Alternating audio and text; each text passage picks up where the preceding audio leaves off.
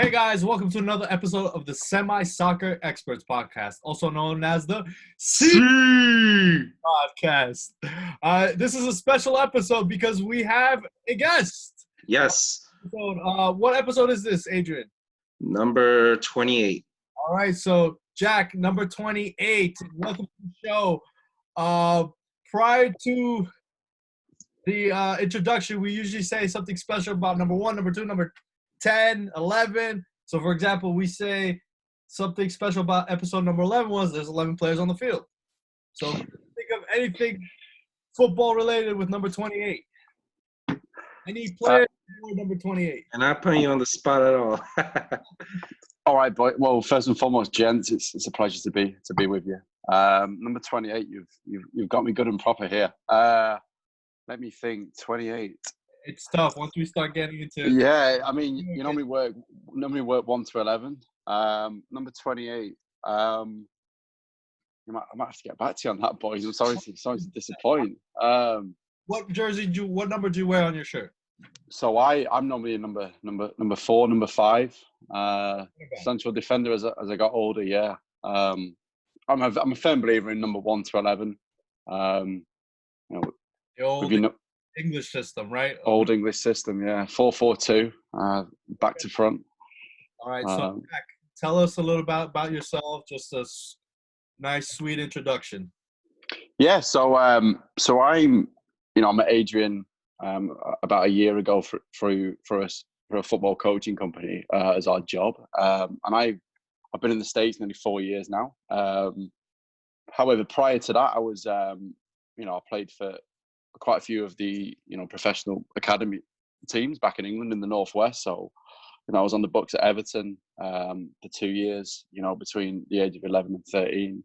I'm sure you're familiar with Everton, an established Premier League side. And then before that, I had about 6 months, under U10, we call it with Man City. This was, way before the Arab money days, as they say. And then, gradually as I got older, I always had a passion, a real drive to go into coaching.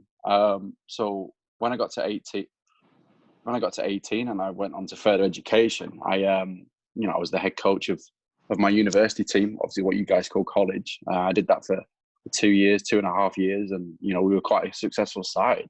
We played nationally. We had a great rivalry with Manchester Met University, as they say. Liverpool, Scousers against the Mancunians was always a big one. Yeah. But then after I graduated, I came straight out to the States. I got an offer to work in New Jersey. So now I coach a range of ages from. When I first started off, I should say I was about 10 years old. Between 10 and 18, I did a lot of the travel system as a professional trainer, and I'm still doing that now. Well, not at the minute, but. Okay, what club are you at right now in New Jersey? So I work in 2 clubs called Metuchen and Hunterdon FC. I mean, it's like the grassroots structure that we have back in England, except it's a bit more advanced. The kids these days play on some incredible facilities. Better than what I grew up on. So it's been my passion. So I'm just seeing where it takes me. I love the game. I really do. Okay, great. So again, Jack, we're happy to have you. Adrian's going to bring us into our first topic, but I just want to come back, and I'm a coach myself as well, but I definitely I want to hear your point of view, because as you know, the whole situation with the DA. For sure. That's a very great topic we got to touch on. But Adrian, let's go back to you. Talk us through the first topic of the night. Yeah, so if nobody knows, football's back. Well, almost. We got the first touch of actual football, live football on our televisions, internet, wherever. Bundesliga has returned this past weekend. Yesterday, Saturday, because we're recording this on a Sunday, Dortmund played against Schalke. It was a 4-0 victory for Dortmund. And, these games are being held without fans. So you could tell a lot of differences that's going on right now with these live games, because you can't hear any fans. You can actually hear the players talking, and even the coaches shouting at the players as to what was going on. And, Jack, we actually had this conversation beforehand, before we went live, that feels like a glorified friendly, because the pace is off and it's so different than what's been going on. And, you can tell, like, if you watch football more than like a couple hundred times and different games, you can tell the structure and the whole setup is a lot more different than it is right now. What do you guys think? I think definitely, especially since we have to watch it on TV, there's a lack of energy there's a lack of energy at the stadium that I guess as a TV viewer we're drawn to a little bit more. I haven't been outside of, I went to Scotland and I saw a Scottish Premier League game. Outside of that, I haven't really been to an English Premier League game, a La Liga game, a Bundesliga game. I assume that type of energy is much more greater than in Scotland, even though I love Scotland. But I think, Jack, you've watched Premier League games. You've been to the stadium. I assume so, right? Of course. Yeah, so what I'll say is, as Adrian's already touched on, football without fans is nothing. First and foremost, I'm so glad that the game's back in some capacity. It's better than nothing. But what actually disappointed me with that Dortmund game yesterday, I tuned in for the first half, and the first 10 minutes of the second half I was disappointed the way it was broadcast, whereby, even though there's no fans, it would have been nice to, have the microphones pitch side where you can, as a coach, it's nice to hear, because I speak a bit of German myself. It would have been nice to hear the coaches, giving out instructions from that point of view. And, I can tell we can probably all realise the reason why. But in terms of your point about the English Premier League, well, I actually support a team who play in the second tier, the Championship, Birmingham. Birmingham City is my team. They've been a Premier League side for a few years back in the early 2000s. But what I will say is, England and Germany as well, the game is built around the fans. There's a saying whereby in England there's a lot of what's called sleeping giants and clubs that are termed as proper clubs. There's no actual definition of that, but it's teams whereby it's working class clubs who, whose fans work Monday to Friday, 9 till 5. They don't earn a lot of money, but the spare money that they have after bills and stuff, it goes towards following the team home and away. And I can use examples of like Leeds United. You're familiar with in the Championship. Adrian's not going to thank me for using these as an example, but as a Man United fan, but you've got the game is nothing. It's absolutely nothing without the fans. And until we get a vaccine, I don't think anyone's going to be in the stadium. But that's what a lot of English football is about. And I'm sure you see that. Like you're going about like the national team. You see England fans, they travel in the tens of thousands, just like the South American teams do. The Brazilian fans, the Colombians. It's what makes the game. It brings people together. It brings communities together. And again, and that's what I was thinking. Like, since there's like a lack of fans, do you think that's what's like been affecting the gameplay, the enthusiasm, and everything else? Yeah, 100%. Because if you're, hypothetically speaking, you're in a game, you're in an important game. All right, we use, United as an example. They're chasing the top four, okay, and they're trailing 1-0 at half time away at Chelsea, so to speak. And you have 4,000 Man United fans behind the goal, roaring you on. It gives you that boost. It gives players that extra, 20%, to go that extra mile. And like we use the point, it's a glorified training game when you watch it behind closed doors. It really, in my opinion, it is. And I'm sure it does affect the players and, how they go out there.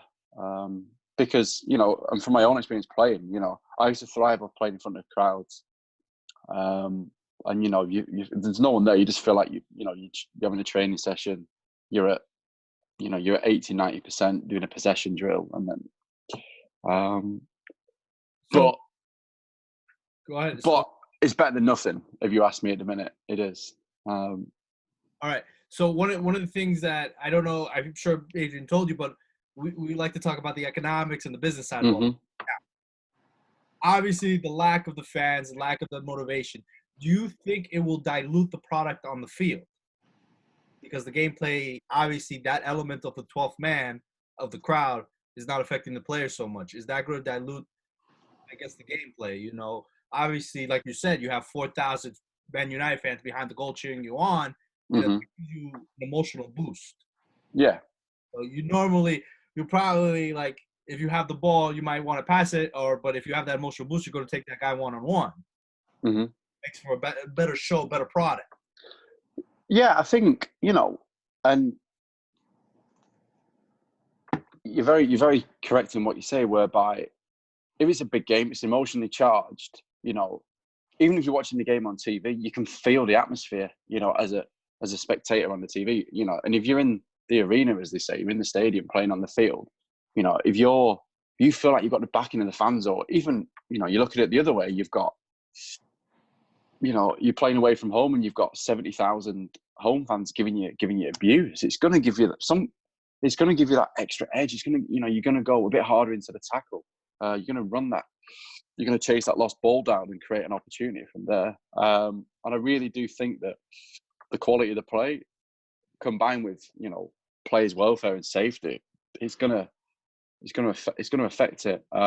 So hopefully, there's hopefully across the globe, we get to the bottom of this pandemic. Yes. We find a vaccine.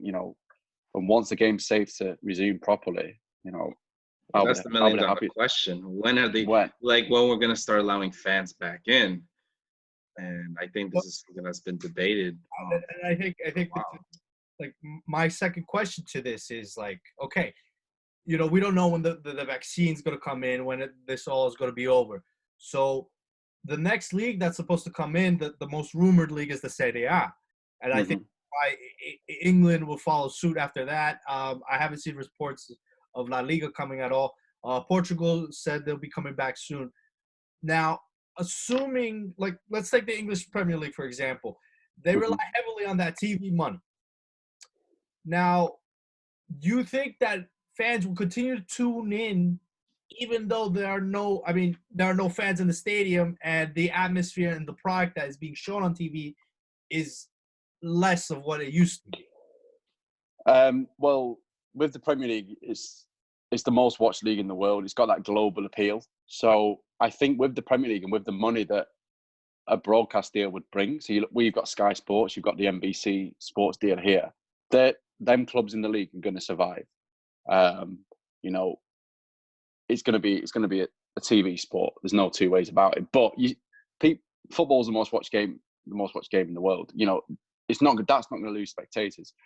As I've said to Adrian prior to this, what I worry about is further down the English football pyramid, where even the Championship, there's a lot of money with the team. It's nowhere near what the Premier League is, but teams spend money to try and get into the Premier League, because if they get into the Premier League, you look at, let's say, who came up last year. You look at Huddersfield, for example, who were in the Premier League for 2 seasons before this one. They came up. You think about, they will have made the most money they've ever made. Record signings. But then they're set for 10, 20 years down the line now.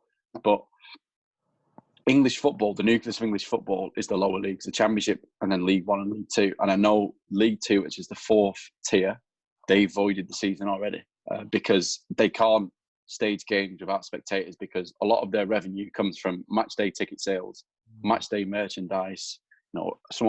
People buying a pint, having a burger and a pint at the game. They can't survive. So I know Gary Neville's been very vocal about it, because he owns a club called Salford City. I'm sure they're in League Two, if I'm correct, right? They're in League Two, and they're backed by the class of '92. Beckham, yep. The 2 Nevilles, Nicky Scholes, Giggs, but even Gary Neville's come out daily and said teams just can't survive. So the argument, and they already furloughed all their players, so that's another development. If they were to resume like the games, even.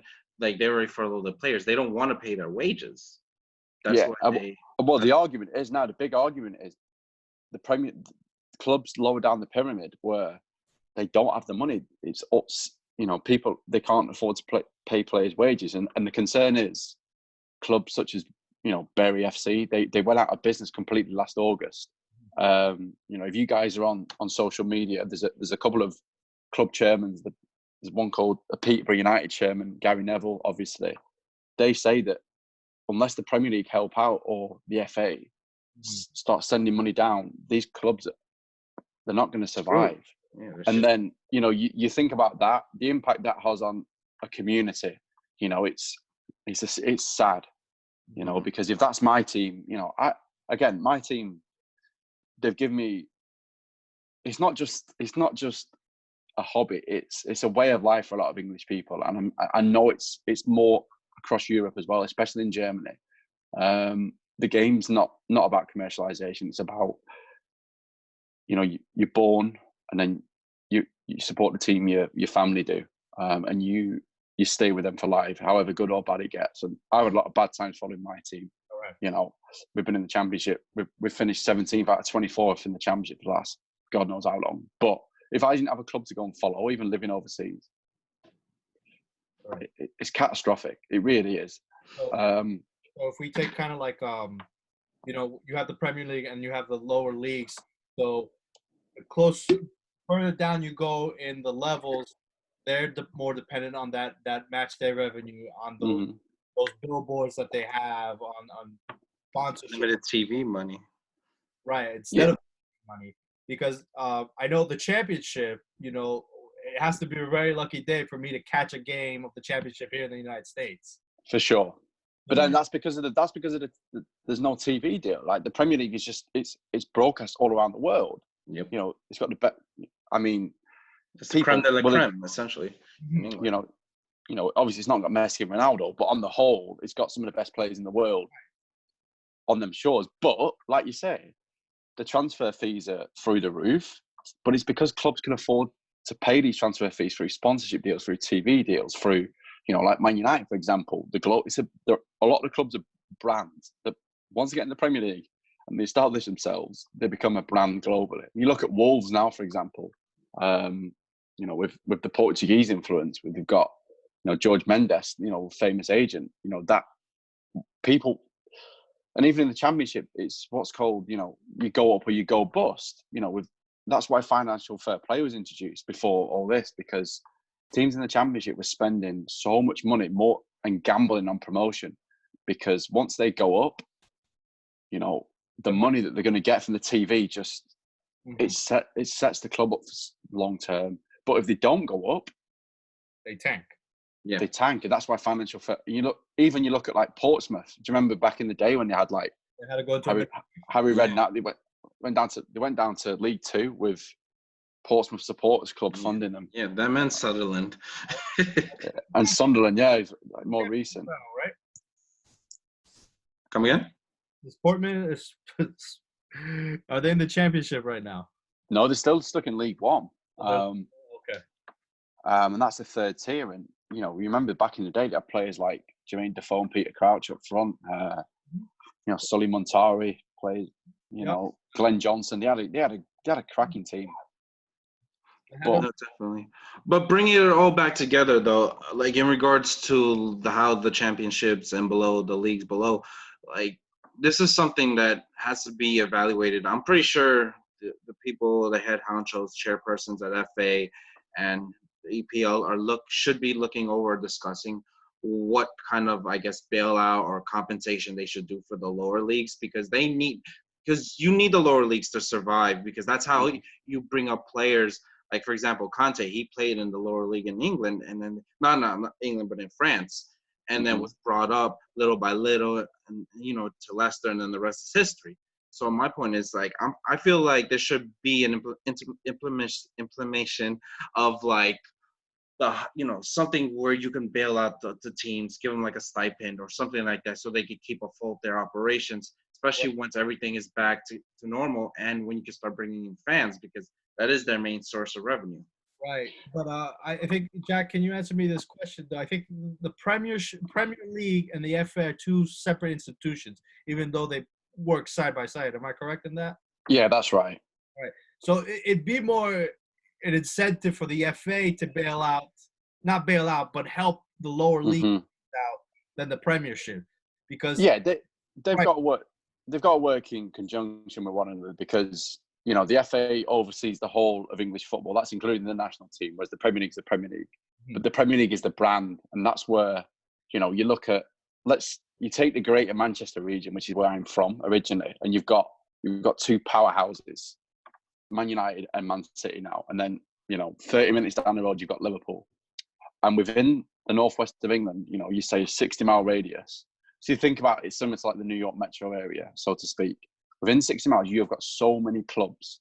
Yeah. So you've got, just outside of Manchester, you've got Blackburn, Preston, Wigan, Blackpool, Burnley, you know, and then lower down you've got Oldham, you've got Rochdale, you've got Tranmere Rovers just outside Liverpool. Mm-hmm. So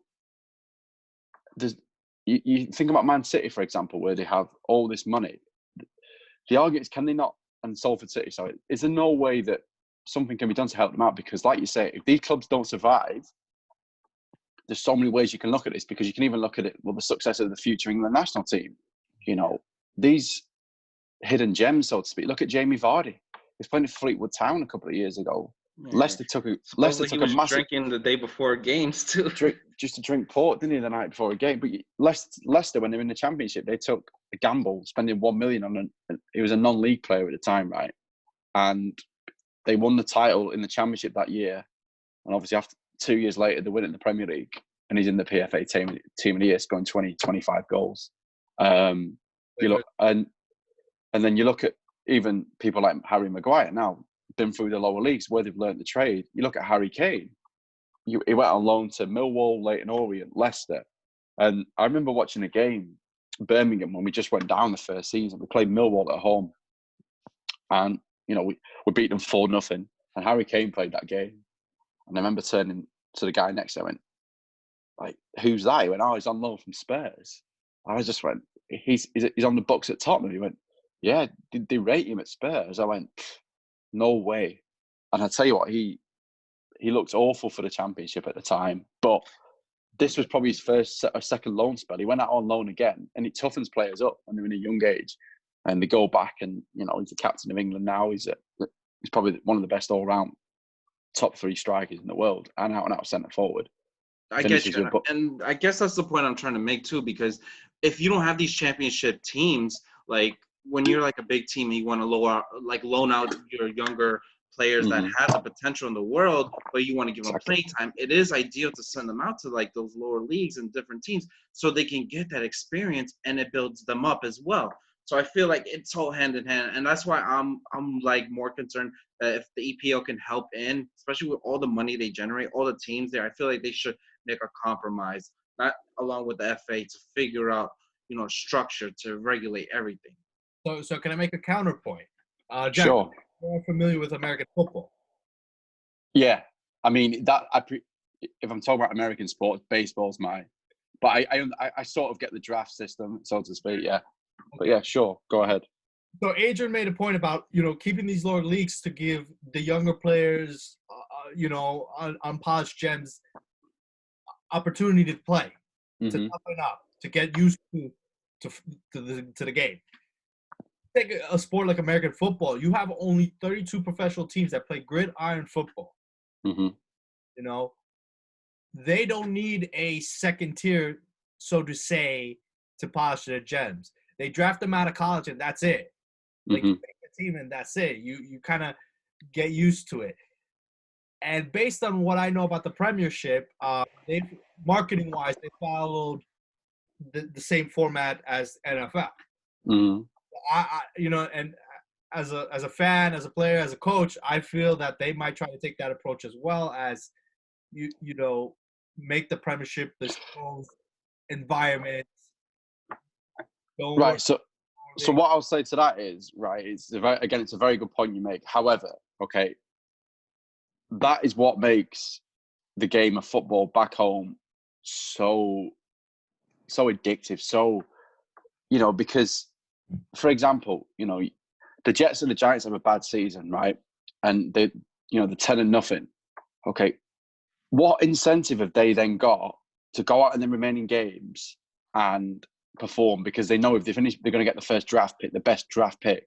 Okay, so as a football fan, as a supporter, my team are regularly fighting relegation. You know, they can be second bottom with 8 games left, but them 8 games, you can still have some unbelievable memories from surviving relegation on the last day. Or do you know what I'm trying to say? Because you're not worrying about a draft pick. It's what makes the game unique. You look at teams like Newcastle that have gone down, and a team of 55,000 playing not in the Premier League. It's unimaginable, but it's what makes the game so good. And again, it's unpredictable. That's the good thing. It's unpredictable, and that's the thing I've grown up with. It's been. I've come from a working class family. It's been in my. We go to the game. I'd play football Saturday morning, go to the game in the afternoon, play football Sunday morning, and then play every day during the week. That was me growing up. And I couldn't imagine a system like the NFL with the Premier League because, like you're saying, there's more to the game than the Premier League, if that makes sense. And that's, what would happen if the Premier League went like the NFL does, what happens at the Championship League 1 and League 2? Is that like a semi-professional game? Or, I couldn't imagine it because there's so many clubs in England. There's there's a saying like football is played through August through May, and then there's a break for cricket. I love cricket as well, but it doesn't clash with any. It's not like the big four you've got here of American football, baseball, basketball, and ice hockey. Sorry, it's football, just like it is in a lot of the South American countries as well. So no, I couldn't imagine it going like that, and I don't think that would. I know what you're saying in terms of the market and appearing the TV deal, to make it a global game. But again, that's the counter argument. A lot of people, traditionalists don't like that. They don't like the way the game's going with the VAR and the technology, and right. Because back in the day, a bit before my time, there was standing terraces, just like you get at Dortmund. Everyone stood up. It was the atmosphere. There was no. All the games are played at 3 p.m. on a Saturday. There was, I remember when I was at college. Actually, I did my big project on ticket pricing and stuff like the timings of games changing because of TV. Like these games on a Monday night at 8 o'clock, they're great for the spectator. But as a fan, if you're asking fans to travel from one end of the UK to, you're asking them to travel from Chelsea all the way up in London, all the way up to Newcastle and the North East. A lot of the traditional fans hate that, but that's all because of the TV appeal. So they have taken some parts in America. There's no two ways about it, but I don't think there's any danger of it. Hopefully that it doesn't go like the NFL. That's my personal opinion. No, listen. Growing up amongst it. I'm Colombian, so I grew up with the South American values, but the same way as you say, it's. I didn't have when I was born. I followed my father's team. That's it. No ands. Yeah. What? And I go back home to Colombia. There's one team in my city. That's it. No questions. Yeah. You have that emotional tie. You have that human aspect. In South America, it's not as globalized as the Premier League is, but they're moving in that direction. And like a lot of the traditionalists, they don't like it. You're familiar with, of course, Libertadores. It's the Champions League equivalent, but the difference was the final was always a home and an away leg. And up until recently, now they're doing a neutral venue. And people went nuts. People were like, no, this is not right. Each team should have. I'm a huge fan of the home and the leg ties. I really do love that. I know the English, what's called the Carabao Cup, now the League Cup, they do the semi-finals in that format. Yeah.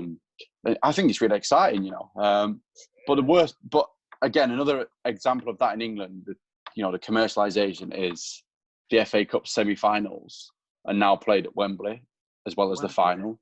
But again, the whole point of getting to the cup finals, everyone goes on a big day out down to London, to Wembley, the National Stadium. Whereas now, getting to a semi-final is a great achievement, but I feel like it should be like the League Cup, either a two-legged format or like at a neutral venue like it used to be. So they used to play a lot of the semi-finals at Old Trafford, and what I just remembered now, since you guys were just talking about it, like even though the leagues are coming back, EPL, Bundesliga, La Liga, and everything else, what's going to happen with Champions League And like the other like domestic league games, like for example the FA Cup, that's still that was still ongoing before this thing got taken over. You think that's gonna run back again, or are they gonna postpone it and just like let the regular league games go on? So I know that the Champions League final, they're planning to play that at the end of August, I think. Yeah, I think Champions League is the last one that might suffice. And I'm sure that there was a plan with the FA Cup because they were down to the last 8, the quarterfinals. Again, it's a very valid point you make. You can't say that the FA Cup should be voided. I know going forward, next season, again, we've got to get this season finished first, or whatever they do. It's going to be a mess going. They're on about scrapping. I think the next one. I think there was on about scrapping one of the cup competitions in England, because obviously they got the European Championships rescheduled for next summer as well. Again, I wouldn't want to be part of the governing bodies right now, making the logistics on this, especially when you throw in like the lower leagues with a money situation. It's a logistic nightmare, literally. I think the Premier League, I think they will finish it. I just think it'll be behind closed doors. But again, though, there's no unity behind it because you've got teams like Brighton and Watford and West Ham at the bottom who are opposing games being played at neutral venues. And then you've got teams those bottom teams, they're like the chairpersons are trying to like propose no relegation for them if the season ends no. like that. If I were Mario, I would try too. I wouldn't want to get relegated. You can't blame them, though, because, if they stay in the Premier League, you look at the financial perks of doing that, and especially we want to stay in the big leagues. But, again, there's the same with relegation. If you go down at the end of the season, the league table doesn't lie. So even if they, they say, right, this league table now is as it is, or they go on points per game, the league table doesn't lie, if you ask me. If you get relegated, you deserve to get relegated. You've not been good enough it's not like a cup game where it's a one-off and, you get a dodgy referee decision or a penalty against that never was, or VAR. If you go down after 30, 38 games, you deserve to get relegated. But yeah, I wouldn't want to be in the position of anyone making decisions, that's for sure. That's probably the hot seat of the moment. Yeah. But all right. So, Adrian, do you want to add anything else? Because I want to hit my topic really quick. Go ahead, Mario. All right. Floor is yours. Jack, you're a coach. I'm a coach. Adrian, you know as much as I. I got my knowledge. Stuff. You're familiar with American soccer politics. You're familiar with the DA. The DA is ceasing to exist. And that's been the biggest news so far. Jack, what do you think about that? So just talk through the DA, because I'm not an expert on that. Okay. So it's the developmental academy. It's basically the highest level of youth football in the country. Okay. Basically, all the MLS teams and the majority of USL teams, field the DA. Mm-hmm. The DA team. So Red Bulls, NYCFC, Philadelphia Union. So for those of you who don't know, the DA was governed by the USSF, and that now ceases to exist. Right. And they say that because the coronavirus, and they messed up their financials. Wow, I must have lost that in the news. I wasn't aware of that. That's. I heard rumblings about that because the Development Academy essentially they hold like all like youth teams for like. I'm assuming the MLS teams, if I'm correct. So all the MLS teams, like they meet the certain requirements to be developmental academy. So basically, DA it really has nothing to do with the level of play. It's just more like, hey, the governing body sanctions you as the top league, youth, right? Because there's plenty of non-DA teams, small club teams that could probably beat a lot of DA teams. Mm-hmm. So the big news that the USSF no longer has DA, they got rid of that, right? A couple days later, MLS is starting a new youth elite league, which is including the former DA academies. So the big issue is here that basically it's the same thing, but it transfers from USSF, the federation governing it, to now the MLS, the league. So they took it off their hands for the MLS to oversee it. So I guess in English equivalent, it would be It's like yeah, the FA transferred it over to the Premier League. correct. Right. Okay. That's I mean, it seems to me like, again, it's like a lot of things. It's economy driven. Right.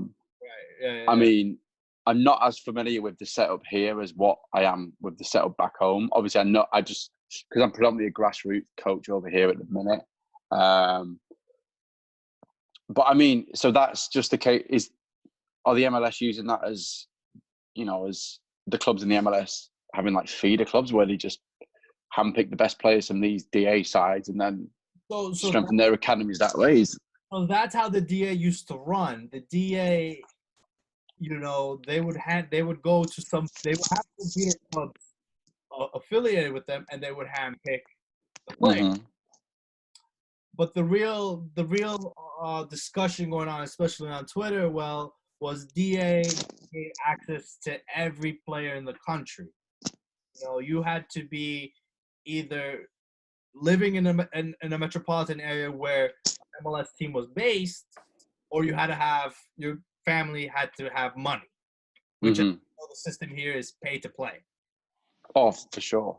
So my question is now, in England, I know in South America is if you're a good player, you're gonna get picked up no matter what. How is it in England? How is it in the rest of Europe?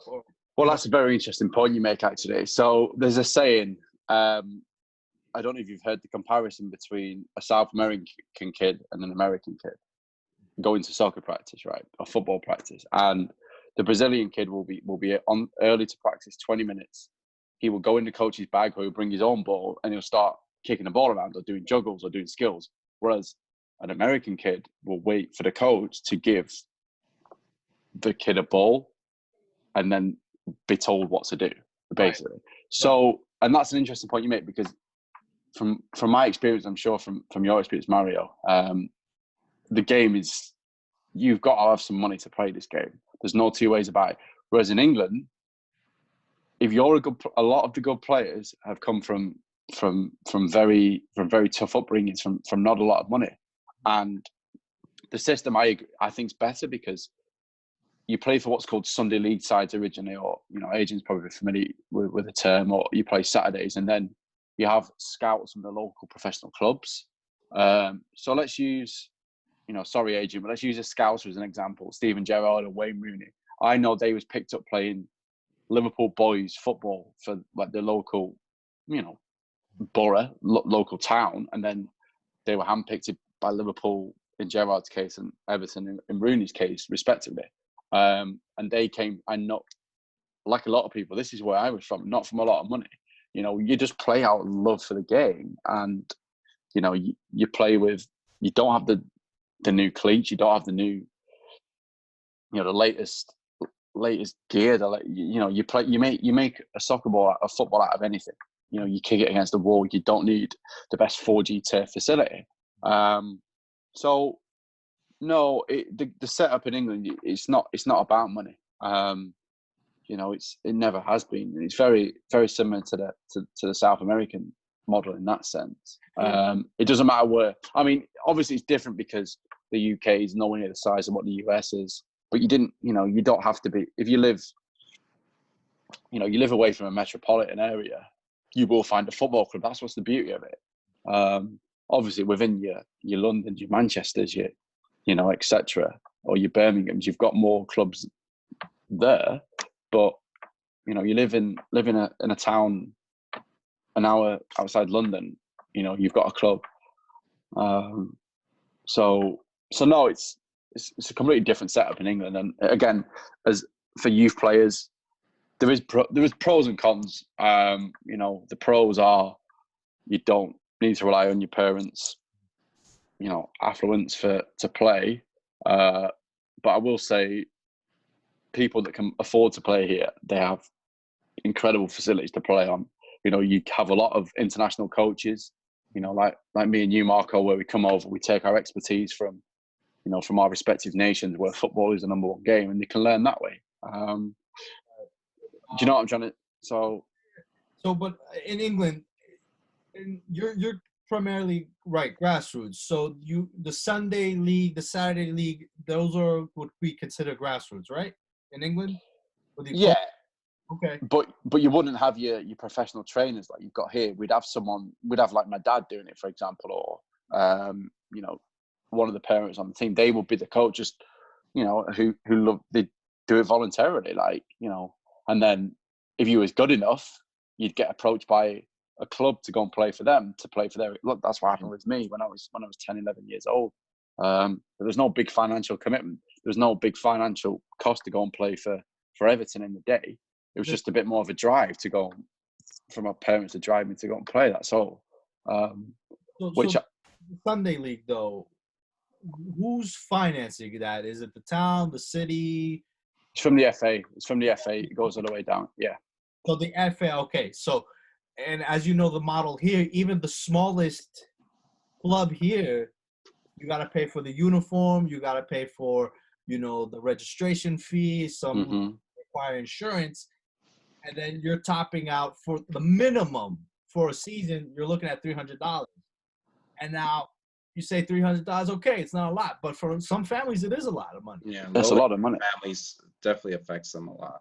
Right. It's $300. But then the same thing in South America and in England where, it's the association or towns that are financing these clubs.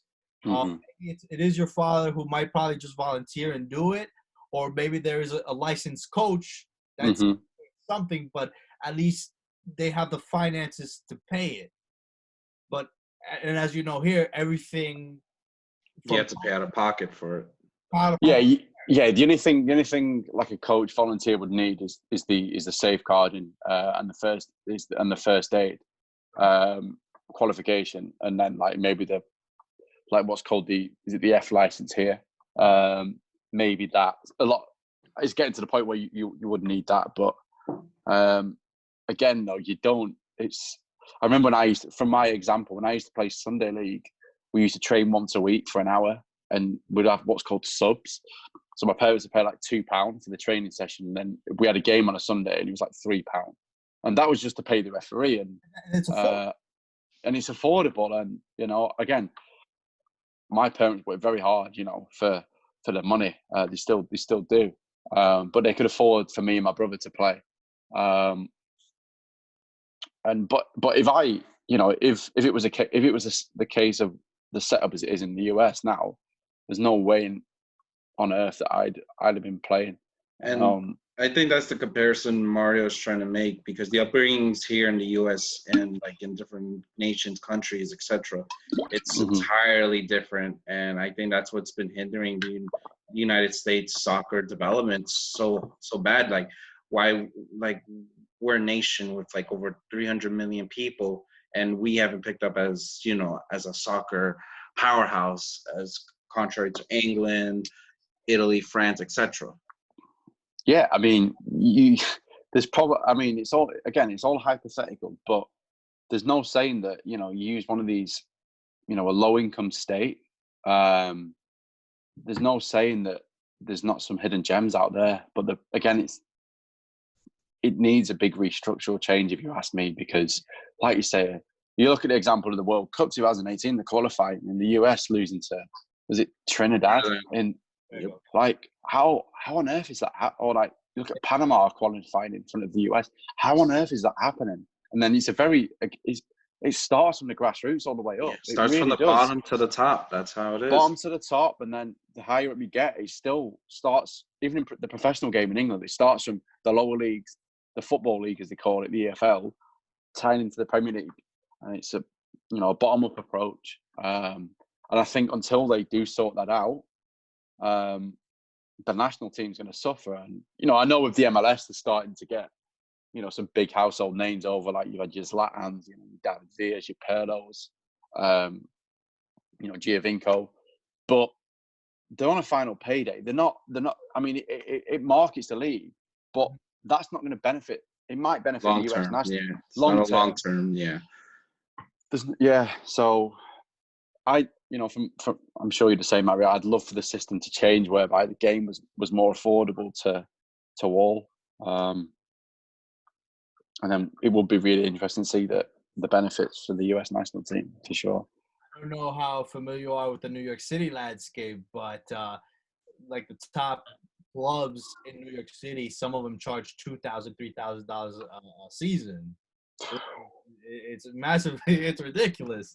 You know, And the funny thing, like, not to be a bearer of bad news, but like these parents pay so much money for the kids, and the kids don't even make it out to be like a top star or like a prospect. Well, soccer here, football. It's a trendy game, and it's fashionable. You know, my kid plays soccer. It seems as like appealing because it's an affluent, it's a middle class game, as they say.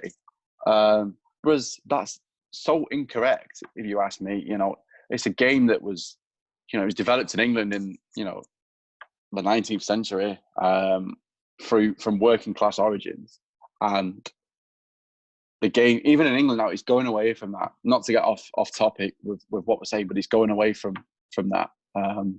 And again, going back to the point of the US, it needs structure. It needs the game to be more inclusive for all. It really does, because once that happens, you'll find the benefits. And then once you pick these hidden gems, they need a clear pathway how they're going to make it to the top. Because it's no coincidence the best US players, they go play overseas, they go and play in the European leagues. You've got your Pulisic going to Chelsea. You've got the guy at Bayern Munich, is it Davis, the left back? Canadian, actually. Well, Canadian, no, sorry. What, the guy, is it Adams? Gio Reyna played for Dortmund, though. It's another kid that's on the lookout. Alfonso Davis. He played for Vancouver. And then moved up. He came from the MLS, didn't he? And then you've got the guy at Red Bull. Is it Leipzig? Is it Adams? Yeah, Tyler Adams. Tyler Adams, yeah. Why do these? And then even back in the day, you look at like Clint Dempsey, who played in the Premier League for most of his life. For Fulham. Played for Fulham. Brian McBride played for Fulham. Brad Friedel. Donovan played for Everton. Blackburn. Who? Brad Friedel was the goalie at Blackburn, right? Blackburn, Aston Villa, and then he went to Spurs. Yeah, but he was a very, very accomplished keeper. But you couldn't imagine himself making a name at Orlando, could you? Orlando City for all that time. Hypothetical, of course, but there's a reason why these players, once they get to the top of the US national team for their own development, they have to go overseas. They just do. Probably regret. You look at Landon Donovan. It's probably his one regret. Like, he's a bit of a stalwart at the Galaxy, but he should have played in Europe a lot more than I thought personally. He had the ability. He did. You're right. Great. Yeah, I mean, like for him, I generally I don't know what he would say, but I think he's motivated by the money, man. Yeah, they've got to go out of the comfort zone. But again, when you really break it down, you look at the US system from the bottom up, and in my opinion, it doesn't make for success. And until something changes with that, I don't think you're going to find that success. Whereas, and I think it is hard here with football, with baseball, with basketball. It's soccer. As much as it's getting more appeal, as much as it's getting more coverage, it's still not in that bracket yet. Just needs to be a major shift. Yeah, no, once that happens, then maybe we can start talking. But I think at this point, soccer just needs a whole structural change from U.S. Soccer Federation. And Mario, this is something you and me have been talking about since like day one. We love the sport here in the States, but we just don't see it as much as, we like to be very optimistic about it. We just don't see a positive trend going forward in the development routes that can make us have faith in like the near future that soccer can overtake and potentially be the number one sport in the world, unless there is the changes made and we adapt to a soccer culture. Right. And like you say, the youth game is very influenced by overseas coaches, international coaches as well. Yeah. Because again, I'm very passionate about my job here in New Jersey, and it would be nice to see like the next generation of US coaches coming through the system as well, because, again, to compare it to the professional game, look at the Premier League now. The Premier League it fell behind the European leagues. But now it's got, Guardiola, Klopp, the better coach, Conte at Chelsea, Mourinho. The game's gone through the roof because better coaches make better players as well, if you ask me. You look at how Klopp's transformed Liverpool. You look at how Guardiola's turned, Sterling, people like that into world class players. So yeah, it needs a big structural change. I do agree. But if you can't afford to play the game, you're not going to play it. It's as simple as that. It needs to be more accessible for all. That's really you hammered the point correctly. It's all about the accessibility.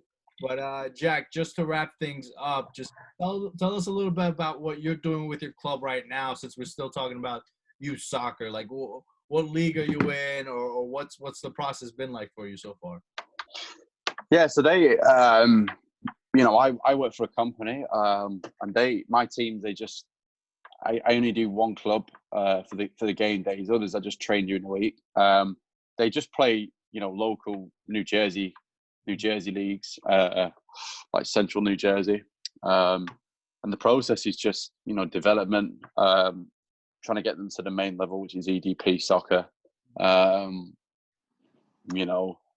again, you face problems along the way where a lot of it is parents want the kids to play so many different sports, and then as they get older, they pick one that they're going to commit to, and you find that the biggest goal that I have with every kid that I coach is I want them playing the game for as long as possible. Whether that I'm the trainer or not anymore.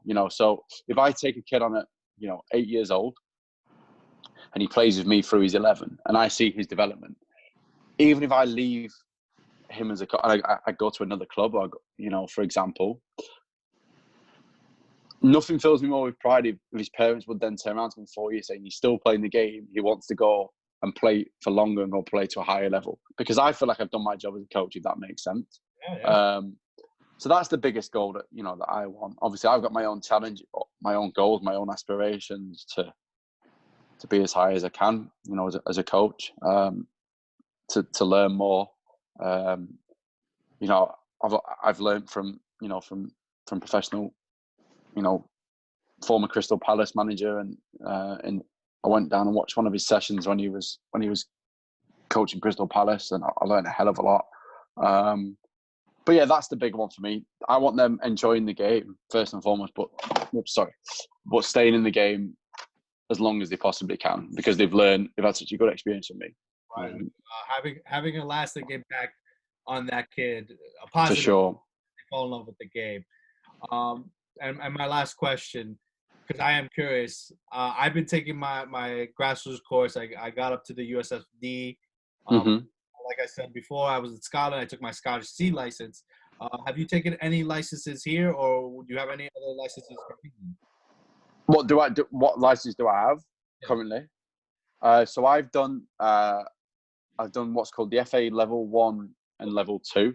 So the FA level 1 is like your F license. It's not a difficult course to complete. Then I did the level 2, which is predominantly focused on grassroots up to 18, which is quite a difficult course. So I got that about 4 or 5 years ago. But within that, I also did the FA Youth Module 1 and the FA Youth Module 2, which is just it's just a course designed for youth coaching, youth drills, whereas the level 2 is a bit more in depth, indeed. So I'm in the process at the minute, actually, of wanting to do my UEFA B license, which is the FA level 3 UEFA B, which is the next step for me. So if I was to receive that qualification, the plan was to do that either, as soon as possible, really. Again, but they are expensive, so I have to fund that. And that would allow you to work within any professional academy setup from U18 downwards, So that's the next step for me. But again, I just love watching the game, and I learn so much from coaches. From I watch a game now and I see it from a coaching point of view, and so yeah, I've got 4 qualifications at the minute. I hope to complete them all. Really, it's up to if I can, the pro license, which is what you need to manage in the Premier League. Again, that's a rare one. That's the main goal. That's the main goal. Whatever, yeah. I mean, the target's the UEFA A. So you got the UEFA B, which is the equivalent of the FA Level 3, and then you've got the UEFA A, which is after that. And if you've got the UEFA A, which is only 2 qualifications away, you can work within, Championship, League One. You can manage a team. That sounds great. I was actually supposed to be at Scotland 2 days ago, taking my UEFA B. Oh really? Yeah, so similar level to me then, yeah. Yeah, we're actually doing via Zoom. And right. Okay. The theoretical part, and then the practical. I'm supposed to fly out in March. If right. coronavirus is everything goes to plan. Yeah. Yeah. So obviously, you seem like you're at a similar stage to what I am. Yeah, and you'd have to let me know. Let me know how that goes. Definitely. I mean, so when I did my level 2 in 2015, my guy was he worked for Everton at the time, because I did it as part of my university course at Liverpool, and he said, you're ready to do this UEFA B within 2-3 years. But obviously, I moved here, which kind of has put it back a bit. But that's definitely an option that I'm looking to get into, to go and do that course. Whether that's here or back in England, we'll have to see. But I know with the UEFA B that you've got the assessment criteria. You've got to coach within like a 7v7 and 99 game, and you've got to influence every player. Yeah. So reading the manual. So I found a manual online. It was from 2008 though, so I don't know how much things have changed. But no, you actually got the full. Well, you have 9 on the field, but it's supposed to be a full 11v11. Mm-hmm. And you gotta take. You start with the player on the ball, then you start with the players around them, and then you have to try to. Yeah. Yeah. Yeah, no, it's great, but I wish I would Scotland instead of. I totally get it. As much as I'd love to hear you guys talk more about coaching, I feel like this will be perfect for another episode, and we can definitely catch up and make this a 2-3 part series. Of how the upbringings are. But Jack, I want to thank you once again for being on our podcast. Hopefully, we'll bring you in for another episode. And, want to thank everybody for listening to our podcast. Catch us on YouTube. We're going to be streaming to Apple Podcasts and Spotify eventually, and SoundCloud too. That's our main source. And just thank you guys for listening. And thank you guys. Hey guys, my pleasure to be on. Thanks for having me. I look forward to joining very soon. I enjoyed it. All right. Guys, have a good night. You too, boys. Take care. Haters.